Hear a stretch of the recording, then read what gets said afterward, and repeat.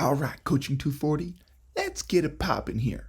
Let's take a look at developing practice plans, both within a day and over the course of an entire season. So, to begin here, just kind of think back a little bit.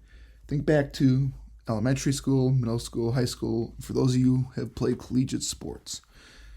During your time there, what made a practice plan successful, and what practices did you have that maybe weren't as successful?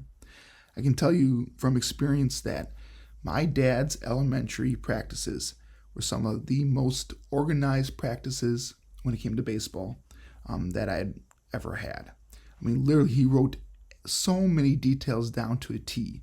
He gave them to all his sport coaches, and things were just so well organized there. And later on in my career, in middle and high school, I had some coaches that I don't think had nearly as detailed practice plans. And so, especially in elementary school, when you got a bunch of little rugrats running around, bundles of energy, my dad was able to organize practices so that they held our attention, they kept us moving, and we learned a lot. So for him, I can't thank him enough for all of that. But those coaches where you felt like you had really good practices versus those who didn't have as good of practices, probably want to incorporate more of the stuff that the good coaches had.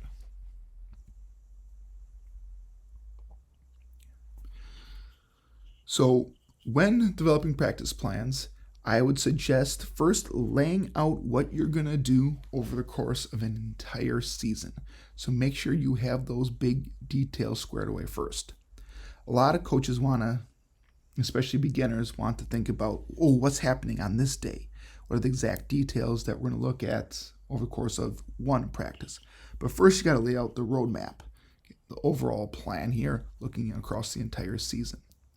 So things you need to consider is we got games, scrimmages, holidays, breaks, especially when it comes to school, especially if you're going to be a high school coach. So you need to keep those things into consideration there. Make sure we're always looking ahead, trying to think of different things that might come up over the course of a season. And you're probably never going to be perfect, especially since some things can happen and change on a dime, but try to have a plan in place there to go across the entire season. As you have a certain team over the course of many seasons, make sure to revisit the past. Don't try to reinvent the wheel every year with creating a season-long plan. Take a look and make notes from previous years. Look at what worked well and what needs to be improved. So revisit that and make changes where necessary, but keep the things that have been working. A mentor of mine suggested that you don't want to change really much more than 10% of what you've previously done in a practice or looking at a season-long practice plan. The more you change, one, it's harder for the athletes to understand what to expect. Number two, it's just a lot of work on your end. And thirdly, by only changing one or two things, roughly 10%, you can see what is working and what stuff just needs to be tweaked a little bit. To help with creating your season-long practice plan, make sure you kind of have an annual checklist of what needs to be installed. Because depending on the experience level of the team you have, if you have a team with a lot of freshmen and sophomores, you might have to revisit a lot of the fundamentals, especially at the beginning of the season. Versus a senior-laden team, maybe you might have 1 or 2 days brushing up on the fundamentals and always incorporating them a little bit, but then you can maybe progress to more advanced stuff a lot quicker. And finally, the length of your practice plans, it's probably a good idea to shorten them as the season progresses. For example, maybe you have 2-hour-long practice plans here at the beginning of the season, but as the season goes on, number one, fatigue starts to build up. And you want to minimize the amount of fatigue, especially towards the late part of the season. Yes, especially in the beginning, you need to make sure that your athletes are in shape. So you have to push them, you have to challenge them. But once they're in shape, they don't need as much training in order to maintain their conditioning levels here. And too much work done over a long period of time can actually see a decrease in performance. So if you're noticing your athletes are looking sluggish and tired, especially towards the second half of the season, make sure we're shortening up practice time. In addition, towards the end of the season, your athletes should be familiar with how our practices run, what things to expect. And so they should be able to do things a lot more efficiently. So you don't need as much practice time towards the end of the season. In the next couple of slides here, I have a couple of examples of what does a kind of a season-long plan look like. And it's hard to fit everything on one screen here. So the next couple of slides here will show kind of what's happening over the course of several weeks or maybe like a month. So right here in this picture is we've got an example of what the men's basketball team's current November schedule is going to look like. A few things that are highlighted here. Number one is, especially if you look at Monday the 1st, okay, they've got a practice, okay, what time is practice? And then they've got a lifting session after that. For those who haven't been, who need a COVID test, okay, they've got that information as well. Similar on Tuesday, don't need a COVID test there. Wednesday, they've got practice. And then they've got scout that's happening. So that's a couple of details that they've included on that. So on and so forth. You can notice that in yellow, they've got games. So games are listed. If it's the @ symbol for them, that means they're going to be away, okay, at the opponent's court. Versus means it's at home. A few other things here I want to point out. They've got shoot around on game days. They have that listed. They have listed when the bus is arriving. For example, on the 5th, they're showing shoot around and bus. And then in purple are kind of almost like extra stuff. On Saturday the 6th, okay, they've got the raffle auction going on, a good fundraiser for the organization. They've got a shooting clinic on the 7th. So this here can kind of give an idea of what does a month of practices look like. How are things kind of scheduled?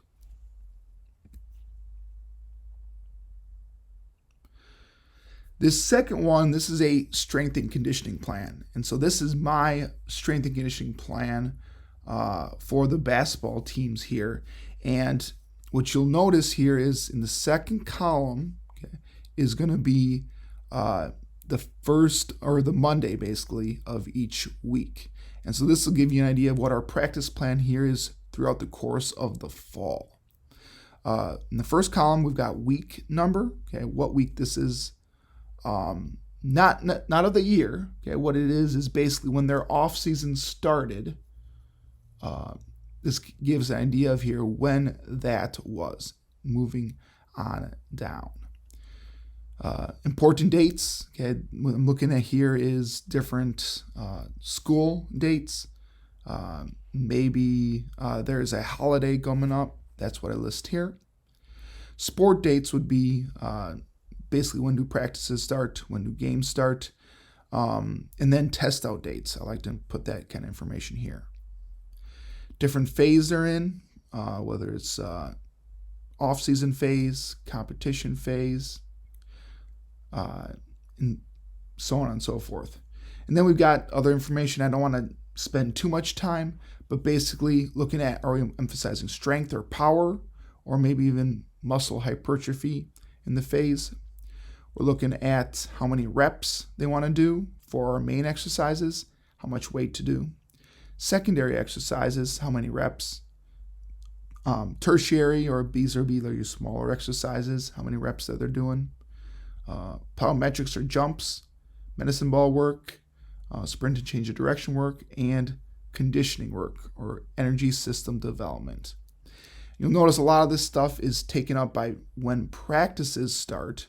So some of this stuff for me is practice will handle a lot of the conditioning, handle a lot of the sprint and change of direction work, medicine ball work. Plyometric work is just not as important, or medicine ball work and plyometric work might be included more in the actual workouts. But a lot of stuff is taken care of with practice, so we need to back down on the volume of strength and conditioning work as the season starts.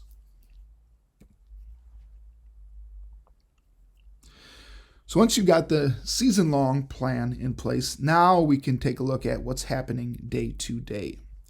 And with the day-to-day practice plans, a lot of things you need to consider. Number one is space. How many athletes do you have, and how big of a space do we have? What kind of equipment do we have to deal with?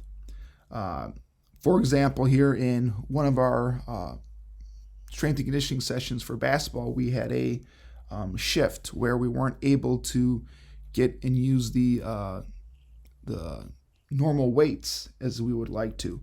And so we had to adapt and adjust and use some banded exercises, some kettlebell exercises, and we did that in the hallway. Time. So what time of the day are we doing this? Understanding that workouts at 6 a.m. might be a little bit more sluggish, especially with college athletes, versus at 3 p.m. in the afternoon. What kind of weather are we dealing with? And do we have an alternate plan ready in case it's bad weather, especially for those outdoor sports? Looking at injuries. So how are we going to adapt things for somebody who maybe sprained their ankle? How are we going to adapt things for somebody who might have really hurt their shoulder? How many coaches do you have? With more coaches, you can delegate more things to them, and you can have a lot more stations. Versus if you're one coach for 50 athletes, which I've had as a strength and conditioning coach, depending on if you have more coaches, you can make things a lot more detailed. You can maybe go a lot more advanced stuff. Versus if you're one coach of many, you have to keep things a lot more vanilla. If it's early in the season, maybe again, you're spending a lot more time on fundamental stuff, showing the athletes how practices are going to be run. How do we go about warming up? What do game days look like? Things along those lines. Versus mid to late season, you're probably focused a lot more on tactics of the game, because you don't have to go through a lot of that other early season stuff. How do days look before or after a game? Maybe academics. So a lot of different things we have to consider here with our daily practice plans.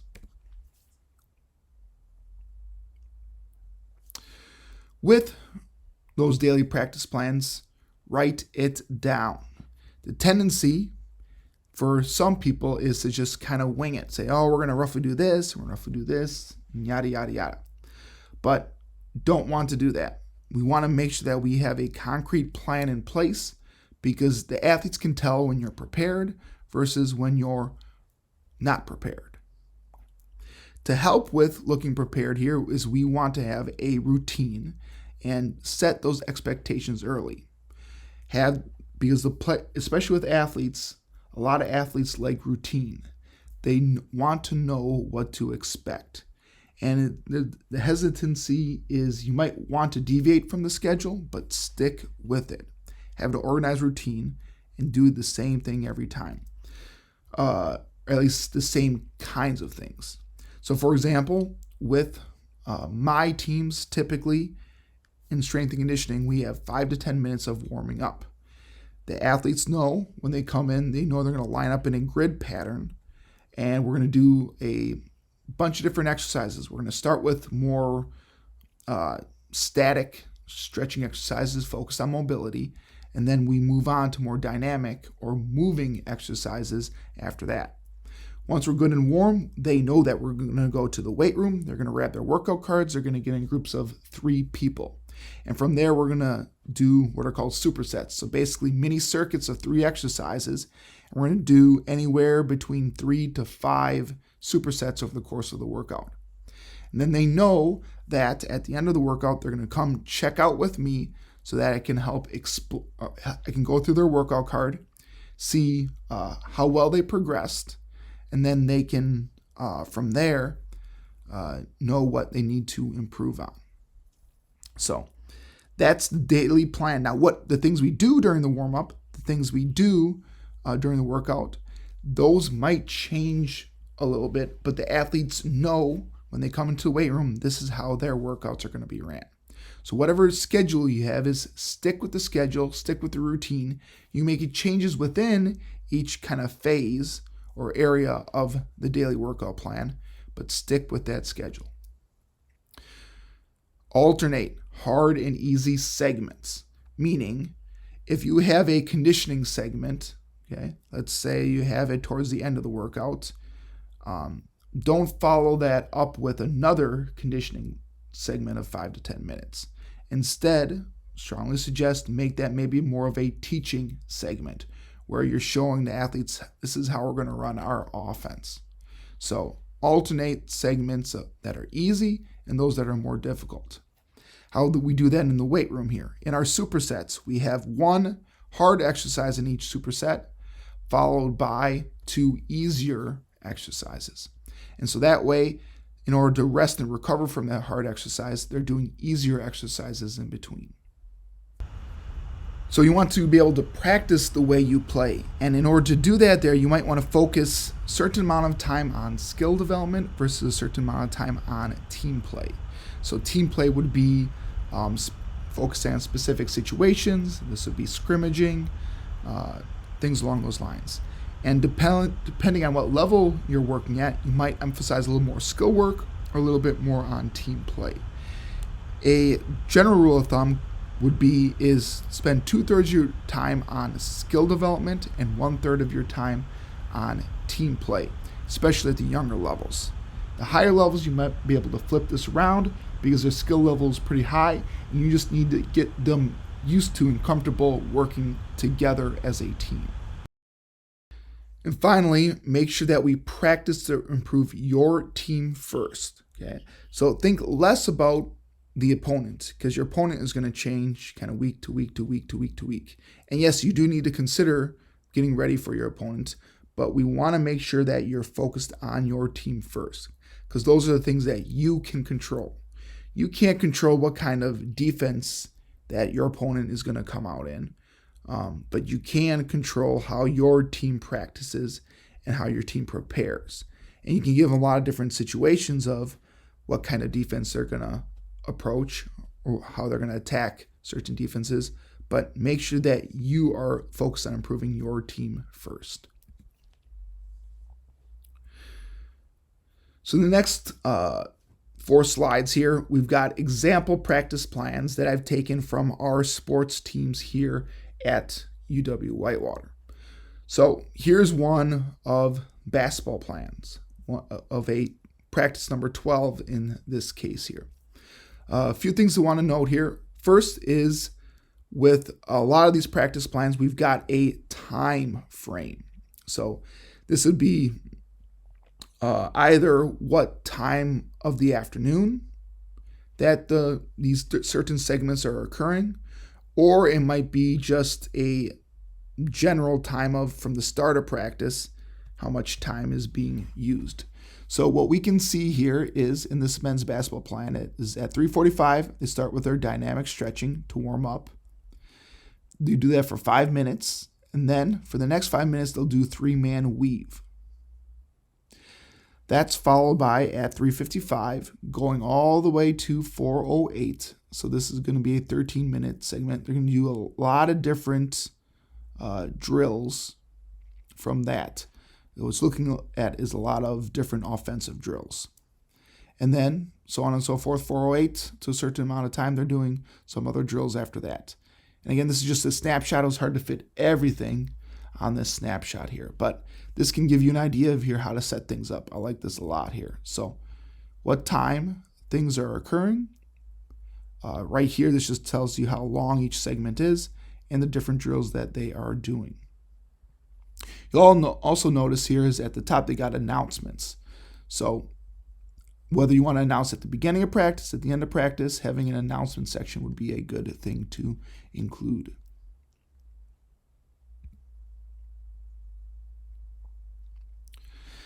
Here is an example of what a football practice plan is.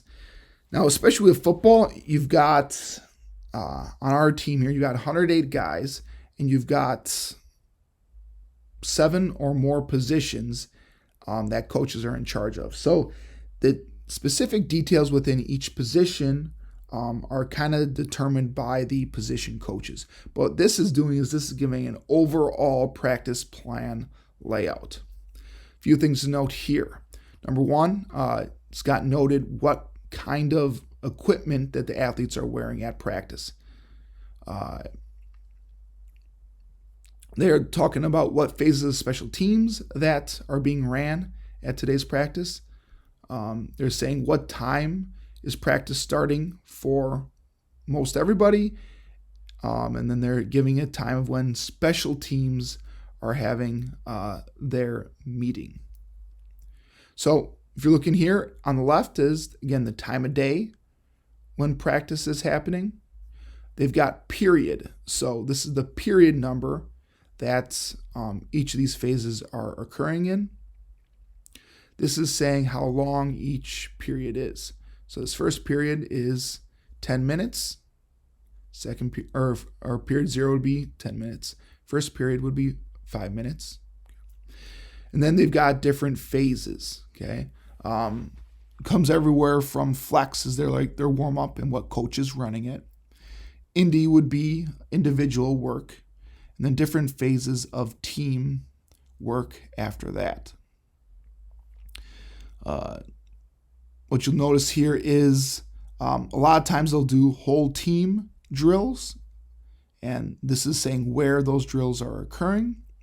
And sometimes you'll notice that they're split up a little bit. So in this case here, during this Skelly period, you've got offensive line and defensive line are doing things in one area, and then you're doing the rest of the team, linebackers, cornerbacks, and along those lines, they're doing things at a different area of the practice facility. So this gives you an idea of here what is a overall coaching daily practice plan is for football. This practice plan is an example of what swimming and divers team, or swimming team specifically, would be doing for a course of one workout. And I don't understand a lot of this jargon that is being used and their abbreviations that they use. But what you can see here is things start with kind of a warm-up period. Then they've got different bolded sections of different things that the swimmers want to focus on. So this is how their practice plan would be laid out. If you're a swimmer on the team, a lot of this information would be on a whiteboard and you would be able to follow this quite well. But this might be a different way that you organize your practice plan over the course of a day. And here's an example of what my teams go through in terms of strength and conditioning.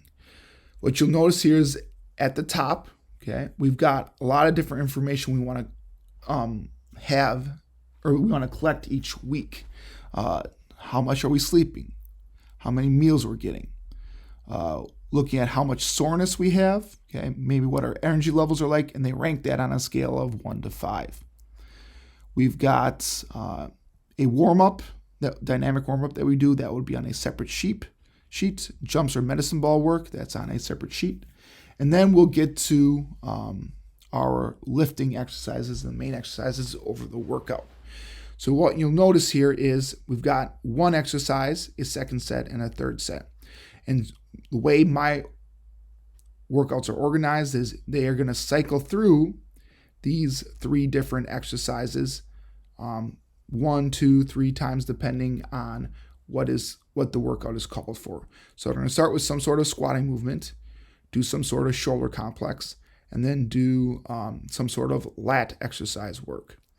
And the way things are organized here is in the first week along the top, okay, we've got number of sets doing, number of reps doing, and how much load or how much weight that they're doing.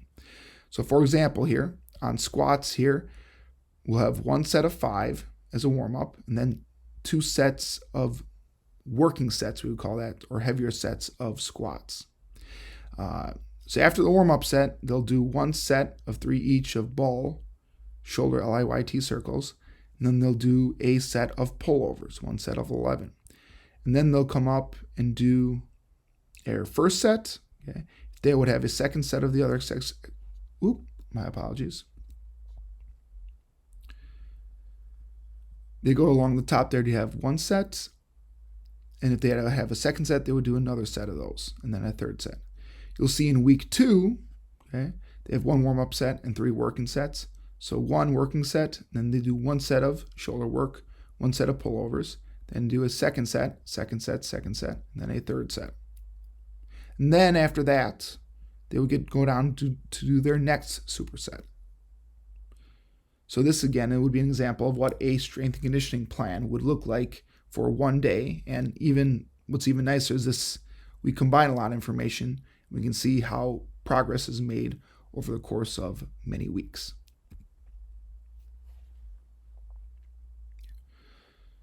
Some final takeaway thoughts here. Number 1, make sure practices are safe. Make sure that we're not endangering our athletes and we're keeping them from hurting themselves. Things to consider: 1 is weather. Number 2, what kind of implements are we using? For example, kindergartners might not want to use actual baseballs. They might want to use Nerf baseballs. Make it a lot more make it a lot safer. Number 2, for safety, make sure that when athletes are doing drills, especially done in a circuit manner, make sure that they're not in danger of running into each other. Number 2, make sure practices are fun. Because again, if athletes are having fun, they are more likely to improve and develop in their workouts. Yes, we have to do things like condition, but are there ways that we can make conditioning fun? There are times where things are going to be difficult and challenging, but can you make it more fun? If you can, you're going to get a lot more out of the athletes. Number 3, make sure practices are about learning and improving. Practices are not going to be perfect. This is the time for athletes, especially, to make mistakes. By making mistakes, they can learn and improve. And we want to make sure it's a positive atmosphere for them to make mistakes. Help the athletes know and recognize that. It's a long season. You're going to grow and improve as a coach over the course of a season, just like your players are going to. Help keep things in perspective with your team and developing that mindset of your team so that we are getting a little bit better each day. Some coaches like to say, do one thing better each day. Some might like say, get 1% better each day. Understand this is a process, though. Do not expect perfection on day 1, but little by little, your teams are going to improve and develop. Keep them safe, keep them having fun, and that's all I got. Let's get it popping.